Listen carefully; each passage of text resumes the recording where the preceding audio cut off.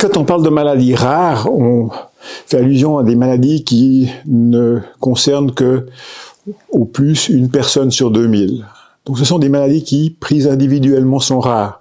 Ce qu'il faut bien réaliser, c'est que ces maladies sont en réalité fréquentes, c'est-à-dire qu'il y a de très nombreuses maladies rares. En ordre de grandeur, c'est plusieurs milliers, 7000 peut-être maladies rares connues à ce jour. Donc ces maladies, si on les prend globalement, elles sont en fait très fréquentes. Vu leur fréquence, on peut estimer qu'il y a à peu près 400, 500 000 personnes, rien qu'en Suisse, qui sont atteintes d'une maladie rare. Et ce sont des maladies qui ont très souvent une origine génétique, c'est-à-dire que le porteur d'une maladie rare a toute sa vie à faire face à ce handicap.